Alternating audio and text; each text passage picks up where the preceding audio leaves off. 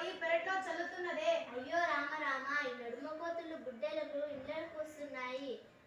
కొట్టు కొట్టు, మీ తాతకి చెప్పు, బంగారపు సొంటి నువ్వులను పాడు చేసే అసలే ధరలు మండిపోతున్నాయి. గిన్నెల అప్పలని పట్టుగా పోయి కోతి ఇంటి మీద కూర్చొని తింటున్నది. కట్టె పట్టుకొని నడువు, లేలే నడువు. అమ్మమ్మ, నాకు కప్పయ్యవా? ఇంకా అప్పలెక్కడున్నాయి? అప్పల గిన్నెకు గిన్నె కోతి ఎత్తుకుపోయింది. ఏం కోతులయ్యా, మురుపు కోతులు. తోటల్లోనూ అడవుల్లోనూ ఉండేవి, మరి ఇప్పుడు ఇండ్లకి ఎందుకు వస్తున్నాయి? మరి మనం అడవులను కొట్టివేస్తున్నాం కదా. అవును, ఆ జంతువులు ఉండాల్సిన అన్ని జాగలో మంచి ఉండేందుకు పోతున్నారు. అందుకే మొన్న ఒక చిరుతపులి ఊర్లోకి వచ్చినట్లు టీవీలో చూసిన. చిరుతపులే కర్మ, నక్కలు, తోడేలు, పులులు, సింహాలు ఇట్లా అన్ని ఊర్లలోకి వస్తూనే పేపర్లల్లా టీవీలల్లా వార్తలు చూస్తూనే ఉన్నాం కదా. మా దోస్తు వాళ్ళ నాయన సెల్ ఫోన్ కూడా కొత్తలు ఎత్తుకుపోయి నీళ్ళలో పారేసినాయట. మరి మనం అడవులను నాశనం చేసుకుంటా పోతే ఇక భయపడే కాలం వస్తది. ఎందుకట్లంటున్నావు? అరుడేందిరా, లక్ష్మి సరిగ్గానే చెప్పింది. ఇవాళ రేపట్ల మనిషికి ఆశలు ఎక్కువై ప్రకృతి అంతా పాడు చేస్తున్నారు. కనీసం తన ఇంట్లో కూడా చెట్లను పెంచడం లేదు. అడవులు లేకుండా చేస్తున్నాను కాబట్టి వానకాలంలో వానలు వస్తలేవు, ఎండాకాలం ఎండలకు ఉండలేకపోతున్నాం.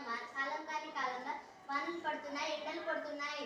అవును, మన ఊర్లోని పెద్ద చెరువులు ఎప్పుడు ఎండిపోదని చెప్పినావు కదా, మరి ఈ సంవత్సరం ఎందుకు ఎండిపోయింది అమ్మమ్మ? నా తరతరాల నాటి నుంచి అది ఎండిపోయిన దాఖలాలు లేవు, మరి ఇప్పుడు ఎండిపోయింది. చెరువులు ఎవరిష్టం వచ్చినట్లు వాడుతుంటే ఏమైతుంది మరి? మన ఊర్లో చెరువు జాగ్రత్త కబ్జా చేసుకుంటా పోయి పెద్ద చెరువులు చిన్న చెరువు చేసిరి, అందుకే ఈ గతి వచ్చింది. చెరువులో ఉండే జీవులన్నీ చచ్చిపోయినట్లేనా? అంతే కదా మరి. చెరువులే మనం చేసే పనులతోటి బావులు, నదులు, జీవులు కూడా లేకుండా పోతున్నాయి. ఒక్క చేపలే కదా? నీ మొహం, ఒక్క చేపలే కాదురా, గప్పలు, తాబేలు, రొయ్యలు ఇట్లా ఎన్నో జీవులకు కష్టకాలం వచ్చింది. నదులో ఉండే నీళ్ళన్నీ స్వచ్ఛమైనవంటారు కదా, మరి మళ్ళీ ఎందుకు శుభ్రం చేయాలని అంటున్నారు? నదుల నీళ్లు మంచివే గాని మన కర్మకారాలోని స్నానాల పేరిట సబ్బు నీళ్లను, బట్టలు ఉతికే మురికి నీళ్లను, నూనె పదార్థాలను, పశువులను కడిగే నీళ్లతో, రసాయనాలతో, ప్లాస్టర్ ఆఫ్ ప్యారిస్ తో చేసిన విగ్రహాలను, ప్లాస్టిక్ పదార్థాలను వాటిలో వదిలిపెడుతున్నాం కదా. అందుకే నీళ్ళ శుభ్రతపై మనకు తీవ్ర రోగాలు రావట్టే.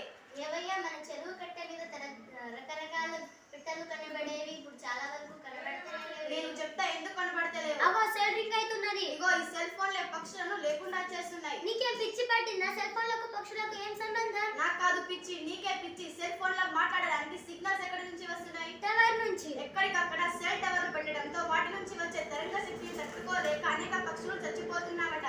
ఓ పక్క అడవులు లేకపాయే, ఓ నదులు చెరువులు ఎండిపాయే, జనం మధ్యలో సెల్ టవర్లు అయ్యాయిగా, ఎట్లా బతుకుతాయి? తాత, పొగ వల్ల కూడా కొన్ని జీవులు చచ్చిపోతున్నాయట, నిజమేనా? అవును నిజమే. ఆ జీవుల్లో కూడా మనం కూడా ఉన్నాం. మనం ఎట్లుంటాం? ఇంట్లో నుంచి బయటకు కాలు పెడితే చాలు ఏదో ఒక పొగ మన శరీరంలోకి పోతూనే ఉన్నది. వాహనాల పొగ, ఫ్యాక్టరీల పొగ, ప్లాస్టిక్ ను కాల్చడంతో వచ్చే పొగ, సిగరెట్, బిడిల పొగ అన్ని పొగలేనాయి. మనం బతుకుతలేం, మిగతా జీవులను బతకనిస్తలేం. గోపాల్, మంచిగా చెప్పండి అయ్యా. మంచిగా చెప్పినావు అన్నావు కదా, మరి నేను టీవీలో పాటలు పెట్టుకుంటా. అబ్బా అని దయరా, అది మాత్రం వద్దు. ఎందుకు వద్దంటున్నావు అమ్మమ్మ? మీరు చెవులు చిల్లులో పడేటట్టు, ఇంటి ఫ్యాన్కులు ఎగిరి పడేటట్టు సౌండ్స్ పెట్టుకుంటారు. చెవులు గిల్లుకునేటట్టు సౌండ్ పెట్టుకుంటే వాళ్ళకు ఒక మజా సంబరం. ఏం సంబరం, ఏ మజా? మొన్న మన కాడ డాక్టర్ చెప్పంగా విన్నా. ఏం విన్నావు? పెద్ద పెద్ద చెప్పులతోటి చెవులకు వినే శక్తి తగ్గుదట. నిజమే. వాహనాల చెప్పులు, పెద్ద పెద్ద కార్ఖానాల చెప్పులు, బోర్లు వేసేటప్పుడు వచ్చే చెప్పులు, డీజే సౌండ్స్ కూడానా?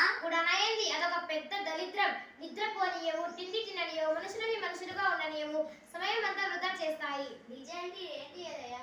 గదే మొన్న రంగయ్య కొడుకు లగ్గమప్పుడు సౌండ్ పెట్టుకుని ఎగురలేదా గదే. దాంతోటే కదా నా చెవులు పాడని డాక్టర్ చెప్పిండు. ఈ పోరగాళ్లకు తెలియదాయ, చెప్పితే వినరాయ, మరేం చేసుడు? ఎందుకు తెలియదు? అప్పటి నుంచి వీళ్ళిద్దరు ముచ్చట్లు చెబుతూనే ఉన్నారు కదా. చెబితే మేము వద్దు దుంకొద్దా ఏంది? ఏదో సంబరానికి ఎట్లా చేస్తారు? ఇదేం సంబరం? ప్రాణం పోయే సంబరం. మంచి నీళ్లు వాయ, మంచి గాలి వాయ, జంతువులు వాయ, ఆఖరణ మనం కూడా సుఖంగా ఉండలేకపోతుంది. ఇంకా ఎందుకు ఇవన్నీ? అంత కోపం ఎందుకే? అమ్మమ్మ చెప్పింది నిజమే. ఎక్కడ చూసినా స్వేచ్ఛత లేదు, అంతా కాలుష్యమే. ఇల్లు కాలుష్యమే, ఊర్లు కాలుష్యమే, బళ్ళు ఊర్లు, పట్టణాలు అన్ని అంతా కాలుష్యమే. మన పనులతోనే అంటావా? కానీ బోర్ల సౌండ్ తో కూడా కష్టమైతున్నదని అంటివి, మరి నీళ్ళెలా రావాలి? ఓ పిచ్చి మొహమా, చెరువులు, బావులు, నదులు ఇవన్నీ నీళ్ళతో కలకలలాడితే నీళ్ళకేం కష్టం? చెరువులు, నదులు అంటే పోనీ, బావులు ఎందుకు ఎండిపోతున్నాయి? మీ మోటార్లని బుర్రు పోవడానికి ఎత్తుకెత్తు రోడ్లనికి వేయవాటిని ఇంటి ముందు కొంచెం వెనుక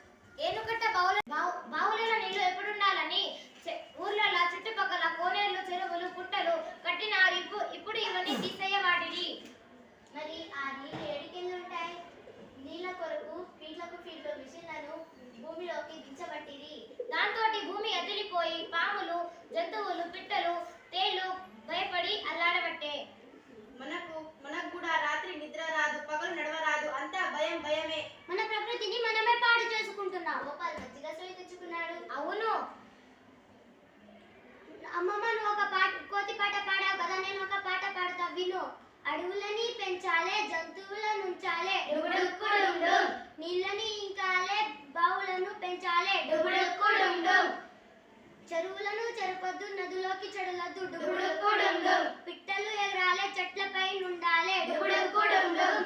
చప్పుళ్ళు తగ్గాలే, శాంతింత పెరగాలే. డుబుడుకు డుమ్ డుమ్. పొగలన్నీ పోవాలే, సెగలన్నీ తగ్గాలే. డుబుడుకు డుమ్ డుమ్. జంతువుల నుండాలే, జగమంతా మెరవాలే. డుబుడుకు డుమ్ డుమ్.